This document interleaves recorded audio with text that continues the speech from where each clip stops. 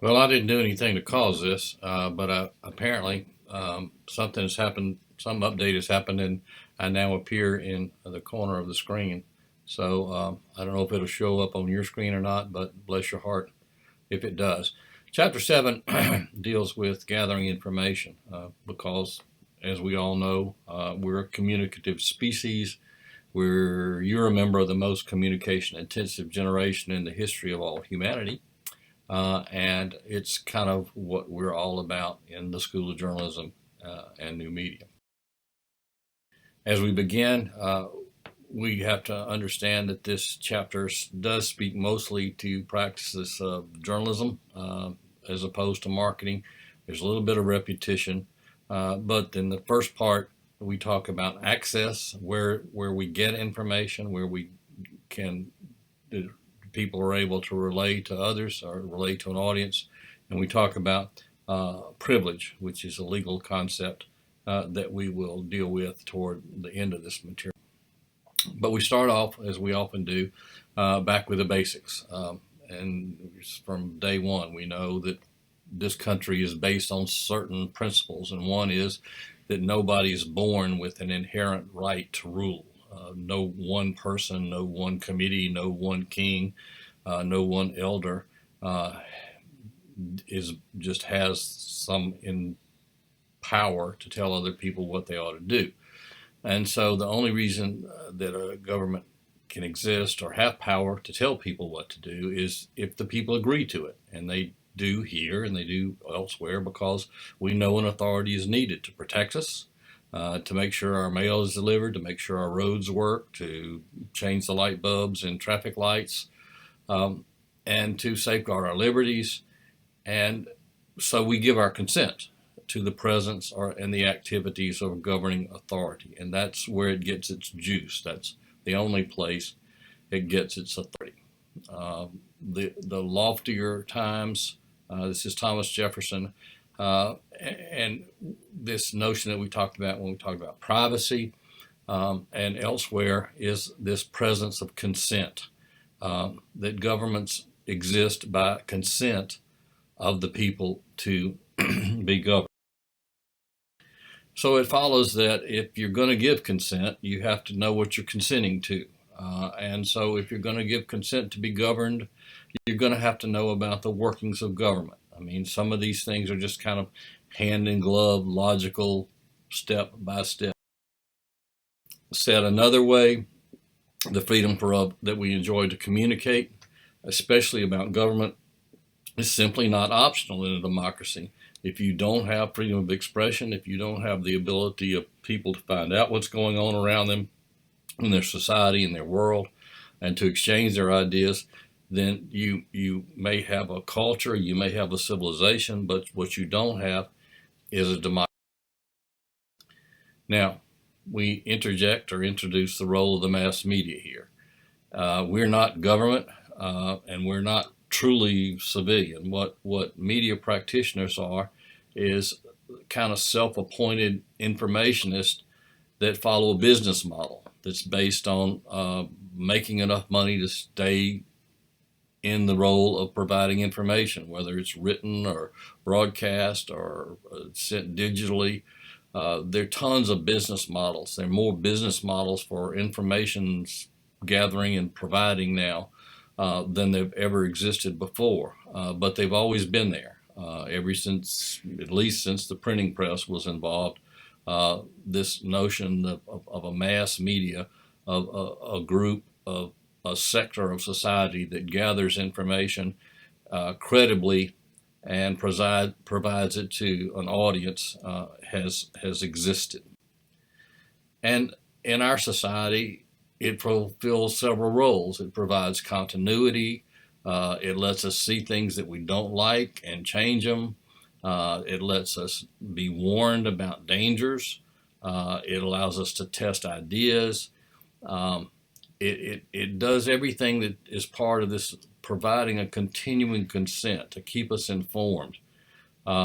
We're a conversation pit with an infinite number of topics. We talk a lot about journalism and government and the White House and all that stuff, but the weather and fashion and how to raise children and nutrition, and there are just really infinite numbers of topics in which the media engage in order to have this common place where people can go to gather information that's relevant to them and to their lives. Of course, when it comes to government, the role is to provide this watchdog role and to make sure that people are informed, and so they can give their continuing consent to the people who they choose to place in power.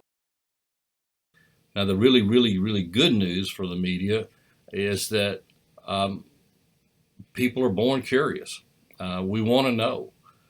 Fear of missing out is very real. It did not, people talk about, oh, you young people, you have to pull out your phone. You can't stay without it for a second. That's maybe that technology has changed, but people have always been extremely curious about what's going on in the world around them.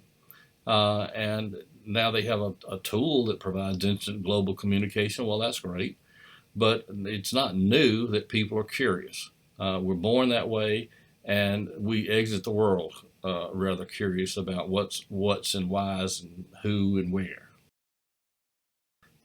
Now, we have to kind of come back and talk about the media a little bit, because sometimes it often appears that the media have some special role or some special place, that they're not like your everyday citizens. I mean, there's a press room in the White House, and the people can attend briefings with the White House, and sports writers get a special place to sit in the stadium, and roast beef sandwiches, and photographers get prime position at red carpet events, and all of this stuff by optics make it look as if the media have some type of protected or special right. But this is provided to the media and media representatives entirely by choice. The media is used by officials to persuade, and officials generally know to take the good with the bad, or the bad with the good. Marketing people use free media whenever possible to advance their brand. Sports and entertainment enterprises have to have fans, and they use the media to court those fans. And so there's this just endless stream of catering to or providing comfort to or providing access to media representatives.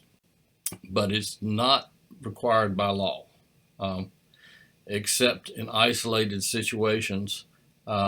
Media folk are the same as everybody else. A person who's going 85 miles an hour and is stopped by a state trooper who says, "Did you know the speed limit's 70?" can't respond, but I'm a journalist, and expect to not receive a citation.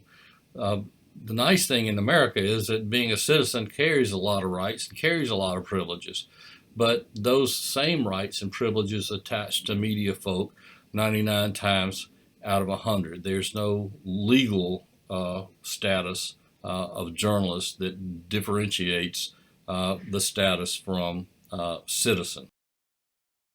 Said another way, the First Amendment has our guarantee of freedom of expression and freedom of the press, but the First Amendment does not require anybody, public or private official, to provide any assistance to the media.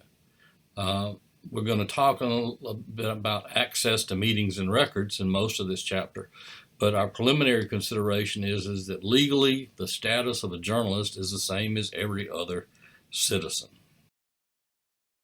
It's always possible, although people love to be on TV and they love to be on social media and they feel compelled to comment all the time, it is not required by law. It never has been. Government officials are the same as private people in this situation.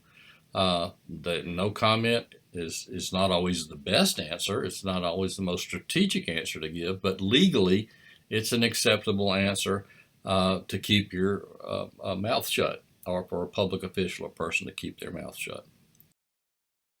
Now, there is a little side point we have to explore here, and this is as good a place to do it as any. We don't know who President Biden likes, but we know that Obama didn't like the Fox network and Trump didn't like CNN. Um, but when they were in open events, it was unconstitutional for them to selectively exclude these media representatives based on their preference. Okay, this actually came up a couple of times, but in one time, a CNN reporter's credentials for his chair in the White House were actually taken from him by the president, the former president. And legal action was filed, and within 24 hours, the White House had backed down on this. Whereas, again, journalists have no legal right to be in that room. They cannot be excluded based on the content of their reporting. That's a selective exclusion and viewpoint discrimination, and it's not allowed. So going back to the beginning, if President Obama wants to give interviews to Fox News and not to CNN, or to CNN and not to Fox, and Trump the opposite, and President Biden likes MSNBC and this reporter and does personal interviews with those people and not others, that's perfectly up to them. And it's perfectly up to the mayor of Oxford never to talk to the Tupelo paper, or the mayor of Jackson never to talk to the Vicksburg paper, or whatever. But if they're in a setting where it's an open setting for open press, they cannot exclude people based on whether they agree with or like their reporting. If any journalist is allowed, then anybody else is allowed. And that leads us to a discussion of public property. The overarching rule is that public property is public, and if anybody can be there, the media can be there. And we know from our previous studies that if anybody can take pictures or anybody can record events in a public place, in a public forum, then it's certainly okay for the media to do it too. This is an illustration from the University of Missouri several years ago, when a professor declared on her own a media-free zone on campus and was trying to throw the campus news media out of it. And to his everlasting credit, the campus media folk must have had a good communications law teacher, because he said, look, if anybody can be here, anybody can be here, and that doesn't mean that the media can be excluded. We're just like everybody else. We have the same rights as everybody else. We have the same liabilities as everybody else. Okay? There are levels of private versus public property, and there's an entire body of law on that that we could spend the rest of the semester talking about nothing else but quasi-public and really public and really private. But for our information, we just need to know a couple of superficial considerations. And one is that there's this sliding scale, and we know this as we live this every day. Our homes are sacred. They're our most protected property. We actually, under the castle doctrine, if a person intrudes, a burglar or something like that is in our home, then it's justified to shoot that person. But if you happen to be at Walmart and you see somebody shoplifting and you shoot the shoplifter, you may have some explaining to do. But just aside from the silliness of that, what I'm saying here is that there are different contexts in which property can sometimes change in terms of whether it's public or private, but we just don't go into a great deal of detail other than that. Now, the next area that we need to be aware of is that the reporters, as we saw in previous chapters, are as liable to criminal charges as anybody else. If their behaviors or if their actions or if what they do meets the elements that it would meet for a non-journalist, then they're just as guilty and just as culpable. And some examples are trespass or harassment or fraud or failing to obey lawful orders or illegal use of recording devices. If the law is broken, the statutes are violated that govern these criminal activities. It's no excuse if the person who's being held accountable for that says, "Oh, but I'm a journalist." It just Nope, sorry, you have the same fine as anybody else. I do need to make a note about trespass. Trespass is a little tricky. People are entitled to notice about when it comes to trespassing. A lot of times people say, well, it's private property, and the second somebody places their foot on the private property, they're trespassing. They're breaking the law. Well, no.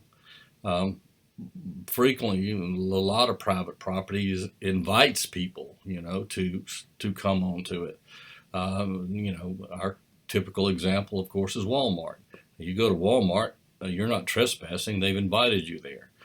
There's no trespass unless you're asked to leave. If the owner asks the person to leave, then if they stay, then the offense of trespassing has been perfected, or in other words, been committed.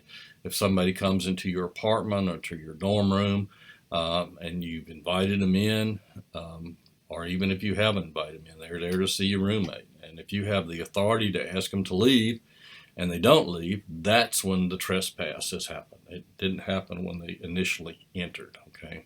So a little special understanding is required for trespassing. As for the others, they all have elements: fraud, harassment, stalking. If a non-journalist stalks somebody, they face the same penalty as if a journalist stalks somebody. There's no legal differentiation there at all. One of the cases from a couple of decades ago, it was Food Line versus ABC, and it kind of illustrates the fact that journalists have no special privileges, no legal protections that aren't enjoyed in criminal context by other people. And this was the Food Line case, and it's a chain of grocery stores. And a group of enterprising journalists used false names to get jobs, and then secretly compiled a report on unsanitary conditions inside the grocery store. They Food Line took issue with that and filed a suit. But the suit wasn't libel because when it comes to libel, that the rule is that there has to be a false statement. So Food Line really, in essence, admitted that there was nothing inaccurate about the reporting. But because the reporters had broken criminal laws, including fraud, by giving false names and getting a job, under a false name, then the jury awarded actual damages of very small, but they awarded $5.5 million in punitive damages because they felt that the behavior of the media, even though it performed a public service, was illegal. Okay, so let's stop there, and we'll start back in again on the rules regarding recording.